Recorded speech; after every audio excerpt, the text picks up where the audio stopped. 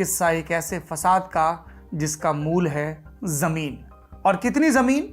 सिर्फ 35 एकड़ का एक प्लॉट, माने इतनी विशाल दुनिया का दशमलव से भी कम हिस्सा।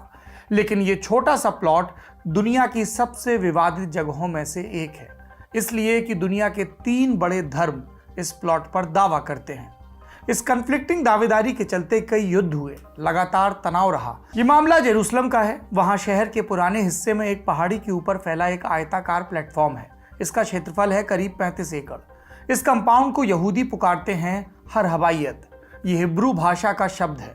इस नाम का प्रचलित अंग्रेजी संस्करण है टेम्पल माउंट, और इसी परिसर को मुस्लिम बुलाते हैं हरम अल शरीफ। एक ही जगह के अलग अलग नाम क्यों? इसकी वजह है दोनों धर्मों की मान्यताएं। यहूदी मानते हैं कि इसी जगह पर उनके ईश्वर ने वो मिट्टी सजोई थी जिससे एडम का सृजन हुआ। एडम माने वो पहला पुरुष जिससे इंसानों की भावी पीढ़ियां अस्तित्व में आई। यहूदियों की एक और मान्यता जुड़ी है टेम्पल माउंट से। उनके एक पैगंबर थे अब्राहम। अब्राहम के 2 बेटे थे, इस्माइल और इजाक। एक दफा ईश्वर ने अब्राहम से उनके बेटे इजाक की बलि मांगी।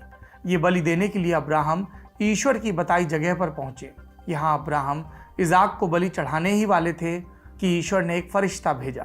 अब्राहम ने देखा फरिश्ते के पास एक भेड़ खड़ी है। ईश्वर ने अब्राहम की भक्ति, उनकी श्रद्धा पर मुहर लगाते हुए इजाक को बख्श दिया और उनकी जगह बलि देने के लिए भेड़ को भेजा। यहूदियों के मुताबिक बलिदान की वो घटना इसी टेम्पल माउंट पर हुई थी। इसीलिए इजराइल के राजा किंग सोलोमन ने करीब 1000 ईसा पूर्व में यहाँ एक भव्य मंदिर बनवाया। यहूदी इसे कहते हैं फर्स्ट टेम्पल। आगे चलकर बेबीलोनियन सभ्यता के लोगों ने इस मंदिर को नष्ट कर दिया। तकरीबन 5 सदी बाद 516 ईसा पूर्व में यहूदियों ने दोबारा इसी जगह पर एक और मंदिर बनाया।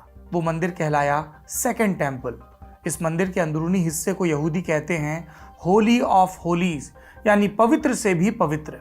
ऐसी जगह जहां आम यहूदियों को भी पांव रखने की इजाजत नहीं थी। केवल श्रेष्ठ पुजारी ही इसमें प्रवेश पाते थे। ये सेकंड टेम्पल करीब 600 साल तक वजूद में रहा। सन 70 में रोमन्स ने इसे भी तोड़ दिया। लेकिन इस मंदिर की एक दीवार आज भी मौजूद है। इसे कहते हैं वेस्टर्न वॉल। ये दीवार उस प्राचीन सेकंड टेम्पल के बाहरी अहाते का हिस्सा मानी जाती है। यहूदी अपनी ये मान्यताएं जानते हैं, लेकिन उन्हें ये नहीं पता कि मंदिर का भीतरी हिस्सा यानी वो Holi of Holis temple mount के किस हिस्से में स्थित था। क्योंकि प्राचीन समय में आम यहूदियों को वहां जाने की छूट नहीं थी, सो कई धार्मिक यहूदी आज भी ऊपरी अहाते में पांव नहीं रखते। वो वेस्टर्न वॉल के पास ही प्रार्थना करते हैं। ये तो हुई यहूदियों की मान्यता। अब बात करते हैं इस मामले के दूसरे पक्ष यानी मुसलमानों की। उनका क्या दावा है?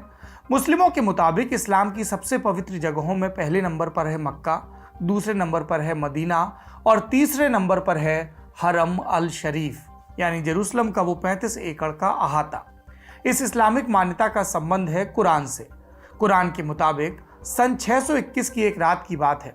पैगंबर मोहम्मद एक उड़ने वाले घोड़े पर बैठकर मक्का से जेरूसलम आए और यहीं से वो ऊपर जन्नत में चढ़ गए। फिर जन्नत में जाने के बाद उन्हें अल्लाह के दिए कुछ आदेश मिले।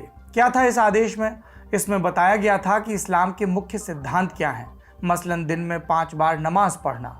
सन 632 में पैगंबर मोहम्मद की मृत्यु हुई। इसके 4 साल बाद मुस्लिमों ने जेरूसलम पर हमला कर दिया। तब यहाँ बेजेंटाइन साम्राज्य का शासन था। मुस्लिमों ने जेरूसलम को जीता और आगे चलकर उमैयद खलीफाओं ने जेरूसलम में एक भव्य मस्जिद बनवाई। इसका नाम रखा अल अक्सा। अरबी भाषा में अक्सा का मतलब होता है सबसे ज्यादा दूर। इसी अल अक्सा मस्जिद के सामने की तरफ है एक सुनहरे गुंबद वाली इस्लामिक इमारत। इसे कहते हैं डोम ऑफ द रॉक। मुस्लिम मानते हैं कि सदियों पहले उस रात को उड़ने वाले घोड़े पर सवार पैगंबर मोहम्मद ने जेरूसलम में पहली बार जहां पांव रखा उसी जगह पर है अल अक्सा मस्जिद, और जिस जगह से उठकर वो उस रात जन्नत चढ़े वहीं पर है डोम ऑफ द रॉक। और ये दोनों इमारतें जेरूसलम में कहाँ हैं? उसी 35 एकड़ वाले आयताकार कंपाउंड के भीतर, जिसे यहूदी अपने प्राचीन मंदिरों की लोकेशन मानते हैं। अब आपको इस लोकेशन को लेकर बने झगड़े की वजह समझ आ गई होगी। अब सवाल है कि टेम्पल माउंट उर्फ हरम अल शरीफ पर कंट्रोल किसका है?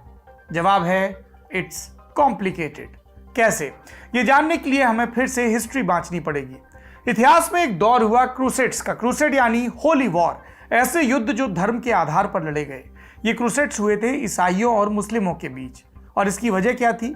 जब इस्लाम का विस्तार शुरू हुआ तो इस्लामिक साम्राज्य ने ईसाइयों द्वारा पवित्र मानी जाने वाली कई जगहों को जीत लिया। जेरूसलम भी इनमें से एक था। ये बात चर्च को असहनीय थी, इसलिए कि जेरूसलम उन्हें भी बहुत अजीज था। ईसाई धर्म में जेरूसलम की क्या वैल्यू थी? ईसाई मानते हैं कि ईसा मसीह ने इसी शहर में अपना उपदेश दिया, यहीं उन्हें सूली पर चढ़ाया गया और यहीं पर वो दोबारा जी उठे। ईसाई ये भी मानते हैं कि एक रोज ईसा वापस दुनिया में लौटेंगे और उनकी इस सेकंड कमिंग में जेरूसलम का अहम किरदार होगा। अब इन सारी मान्यताओं की क्रोनोलॉजी देखिए। सबसे प्राचीन मान्यता है यहूदियों की। सबसे प्राचीन इसलिए क्योंकि क्रिश्चियनिटी और इस्लाम दोनों यहूदी धर्म के बाद आए। यहूदियों पर हमला किया रोमन्स ने, उन्होंने जेरूसलम पर कंट्रोल किया। फिर आए मुसलमान, उन्होंने जेरूसलम को अपने कंट्रोल में लेकर यहाँ धार्मिक इमारतें बनवाई। फिर आगे चलकर ईसाइयों और मुस्लिमों में धर्म युद्ध शुरू हुआ। इसमें पहला ही युद्ध जेरूसलम के लिए लड़ा गया। इस फर्स्ट क्रूसेड के तहत जुलाई 1099 में ईसाइयों ने जेरूसलम को जीत लिया, लेकिन ये जीत ज़्यादा समय तक बरकरार नहीं रही। 1187 में मुस्लिमों ने जेरूसलम को वापस हासिल कर लिया और उन्होंने हरम अल शरीफ का प्रबंधन देखने के लिए वक्फ यानी इस्लामिक ट्रस्ट का गठन किया। पूरे कंपाउंड का कंट्रोल इसी ट्रस्ट के हाथ में था और यहाँ गैर मुस्लिमों को प्रवेश की अनुमति नहीं थी। सदियों तक ऐसी ही व्यवस्था बनी रही। फिर आया 1948 का साल। इस बरस गठन हुआ इजराइल का, उसी जमीन पर जहां फिलिस्तीनियों का देश था। फिलिस्तीन और इजराइल दोनों के अपने अपने दावे। फिलिस्तीन का कहना था हमारे देश में दूसरा देश कैसे बनेगा। उनकी मांग थी कि कहीं और बनाया जाए यहूदी देश, लेकिन यहूदी इसके लिए राजी नहीं थे। उनका कहना था कि वो कहीं और क्यों जाएंगे, ये ज़मीन तो उनके पुरखों की है। उन्हें सदियों तक इस ज़मीन से बेदखल रखा गया, अब उन्हें ज़मीन वापस चाहिए। यहूदियों की इस दावेदारी का आधार क्या है? इस दावे पर बतौर सबूत इजराइल का आधार है एक धर्मग्रंथ जिसका नाम है हिब्रू बाइबल। इस बाइबल का पहला हिस्सा कहलाता है बुक ऑफ जेनेसिस। इसके एक भाग का नाम है covenant between God and Abraham, माने ईश्वर और अब्राहम के बीच हुआ करार। कैसा करार? यहूदियों के मुताबिक उसके पूर्वज अब्राहम पहले मेसोपोटामिया में रहा करते थे। ईश्वर के आदेश पर वो अपना घर बार छोड़कर नई जगह पहुंचे। ये जगह पश्चिमी एशिया में थी और तब इसे कहते थे लैंड ऑफ कैनन। यहूदी मान्यता के अनुसार इस जगह के लिए खुद ईश्वर ने अब्राहम को अपनी जबान दी थी। कहा था अब्राहम की संतान यहीं पर एक नया देश बसाएंगी। हमने आपको अब्राहम के बेटे इजाक की कहानी सुनाई थी। उन्हीं इजाक के बेटे का नाम था जैकब और इन्हीं जैकब का एक नाम था इजराइल।